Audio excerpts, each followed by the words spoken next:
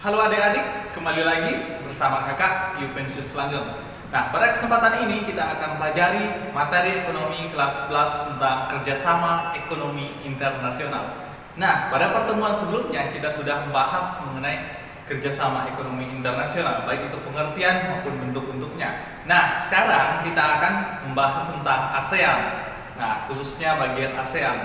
Nah, kira-kira apakah kalian sudah mengerti atau sudah tahu tentang ASEAN? Nah, kita akan bahas. Bro, sini dulu bro. Ya bro. Wah, sudah lama kita gak ketemu bro. Nggak ketemu. Ya bro. Sebelumnya salaman dulu bro. Sorry bro. Kita nggak bisa bersalaman, nggak bisa bro. bersentuhan secara fisik karena saatnya adalah social distancing. Betul bro. Lagi ngapain bro? Ini bro, lagi menjelaskan materi bro, menjelaskan materi ekonomi tentang kerjasama ekonomi internasional. Tapi yang khusus yang dijelas hari ini adalah tentang ASEAN bro. Ya bro. Iya. Nah, kira-kira ASEAN, kamu ya. tahu nggak tentang ASEAN bro? Iya. ASEAN kalau nggak salah bro adalah himpunan negara yang ada di kawasan Asia Tenggara bro. Oh iya benar. Iya. Adalah himpunan negara-negara yang ada di kawasan Asia Tenggara. Iya. Ya. Jadi kerjasama ini mencakup beberapa bidang seperti bidang sosial, bidang ekonomi terlebih khusus, dan bidang budaya bukan bidang politik bro. Ya, ngomong-ngomong tahu gak sih tahun dan tanggal berdirinya ASEAN ini? Agustus 1967 ya. Di Oh iya, Bangkok kan? ya 8 Agustus 1967 ya bro. Oh iya. Tahu gak sih anggota-anggota yang termasuk dalam anggota ASEAN? Kalau nggak salah ada 5 negara bro. Ya 5 negara itu Indonesia, Malaysia, Singapura, Thailand, dan Filipina bro. Oh iya, dulu kan 5. Nah, tapi ada yang baru tuh. Ternyata tahun 2010 jumlah anggota negara ASEAN adalah 11 negara bro. Indonesia, Malaysia, Singapura, Thailand, Filipina, Brunei Darussalam, Vietnam, Kamboja, Laos, Myanmar, dan Timur Leste. Oke bro, nah selanjutnya kira-kira tujuan dari berdirinya ASEAN tahu nggak sih? Tujuannya menjaga kawasan di Asia Tenggara. Terserah membangun kerjasama di bidang industri, pertanian, dan perdagangan, memajukan pertumbuhan ekonomi, sosial, budaya di kawasan Asia Tenggara. Yang keempat, ada lagi tuh, masih ada lagi tujuan dari berdiri. Nah, yang keempat adalah mengembang ilmu pengetahuan antar negara. Nah, terus ada yang kelima. Nah, yang kelima, saling memberi bantuan di bidang pendidikan, komunikasi, kesehatan, dan teknologi, bro. Nah, itu 5 dari tujuan ASEAN. 5 hal tersebut yang menjadi tujuan dari berdirinya ASEAN. Nah, ngomong-ngomong bro, kamu tahu gak sih tentang AFTA, bro? Nah, AFTA. Nah, AFTA, ASEAN Free Trade Area. Ya, kira-kira apa yang dimaksud itu? Nah, ASEAN Free Trade Area. Perdagangan bebas ya, bukan? Ya, betul. Berarti adalah perdagangan bebas yang berada di negara yang perdagangan bebas. Perdagangan bebas yang ada di kawasan Asia Tenggara atau negara-negara yang termasuk tergabung ASEAN. dalam ASEAN tersebut. Ternyata berdirinya AFTA juga memiliki tujuan, bro. Jadi tidak hanya berdiri begitu saja. Nah, tujuan yang pertama berdirinya AFTA pertama adalah meningkatkan kerjasama ekonomi negara anggota ASEAN sehingga terciptanya pertumbuhan ekonomi yang merata di semua negara-negara ASEAN itu sendiri. Nah, meningkatkan produksi dan jasa antar anggota ASEAN. Nah, itu tujuan yang kedua dari AFTA. Nah, tujuan yang ketiga adalah meningkatkan produksi dan ekspor setiap negara anggota ASEAN. Itu adalah tiga tujuan dari berdirinya AFTA itu sendiri. Ya, jadi perdagangan bebas yang ada di negara-negara anggota ASEAN supaya meningkatkan perekonomian, terlebih khusus adalah perekonomian yang ada di negara-negara anggota ASEAN. Ya, sehingga tidak dipungutlah biaya yang masuk, biaya masuk dan sebagainya tidak ada.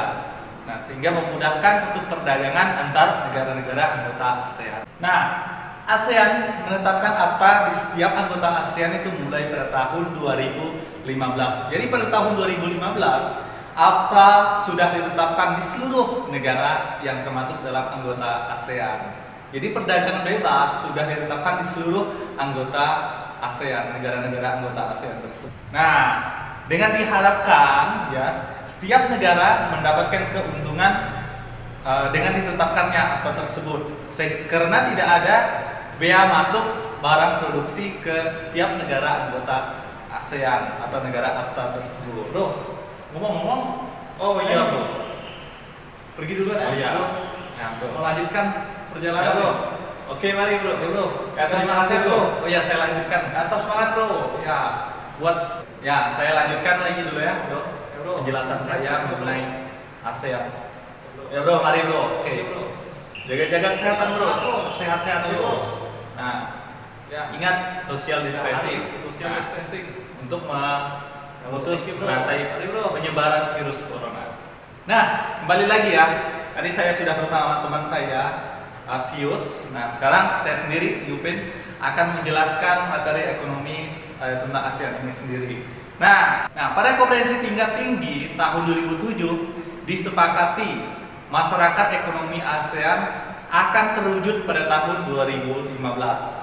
Jadi masyarakat ekonomi ini ASEAN, jadi perdagangan bebas antara negara anggota ASEAN terwujud pada tahun 2015. Nah, masyarakat ekonomi ASEAN memiliki 3 pilar. Pilar yang pertama adalah tentang masyarakat politik keamanan ASEAN atau ASEAN Security Community (ASC) ya. Nah, kemudian pilar yang kedua masyarakat sosial budaya ASEAN, ASEAN Social Culture Community. Dan yang ketiga adalah masyarakat ekonomi ASEAN atau MEA ya, atau disebut juga ASEAN Economic Community. Ternyata pembentukan MEA itu memiliki tujuan. Nah, ada 4 tujuan dari MEA itu sendiri. Nah, coba kita lihat di sini ada 4 tujuannya ya.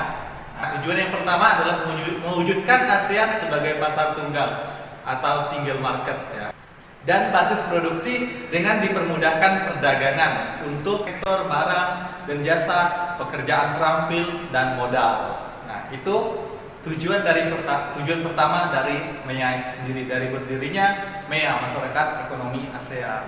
Nah, tujuan yang kedua adalah menjadi kawasan yang memiliki daya saing yang tinggi di dunia. Untuk itu dilakukan antara lain kerjasama energi, perpajakan, serta pengembangan usaha kecil dan menengah.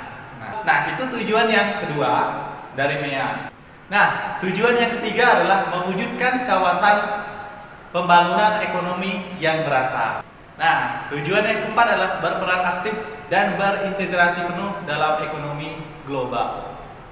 Nah, itu ada 4 tujuan dari MEA itu sendiri. Nah, ternyata terdapat 12 sektor prioritas yang menjadi fokus masyarakat ekonomi ASEAN. Nah, perinciannya 7 dalam sektor barang, sedangkan 5 dalam sektor jasa. Nah, 7 sektor barang ini seperti industri pertanian, barang elektronik, otomotif, perikanan, ya, industri berbasis kayu, dan tekstil. Nah, itu ketujuh yang menjadi prioritasnya yang di bagian barang ya. Nah, selanjutnya adalah 5 bagian jasa. Yang kelima bagian jasa adalah transportasi udara, kemudian pelayanan kesehatan, pariwisata, logistik, dan terakhir adalah industri teknologi informasi. Nah, itu kelima sektor yang bidang jasa yang menjadi fokus dalam masyarakat ekonomi ASEAN. Nah, ternyata pembentukan masyarakat ekonomi ASEAN memberikan beberapa peluang untuk Indonesia, memberikan keuntungan dan beberapa peluang bagi Indonesia. Nah, yang pertama adalah sebagai negara yang luas dengan penduduk yang banyak, Indonesia dapat menjadi negara yang produktif dan dinamis. Nah, dalam hal ini dapat membuat Indonesia menjadi pemimpin ASEAN ya, sebagai penguasa pasar dan investasi. Nah, itu keuntungan yang pertama. Nah, keuntungan yang kedua, Indonesia dapat menjadi investasi negara-negara ASEAN karena jumlah penduduk Indonesia yang banyak. Orang-orang pengen berinvestasi di negara yang jumlah penduduk yang lebih banyak seperti Indonesia. Kemudian wilayah yang bagus untuk investasi. Nah, selanjutnya adalah peluang yang ketiga adalah buat Indonesia dapat mengekspor barang-barang hasil produksi lebih banyak ke negara-negara antar anggota ASEAN, karena di sini terdapat perdagangan bebas yang ada di negara-negara anggota ASEAN atau di masyarakat ekonomi ASEAN.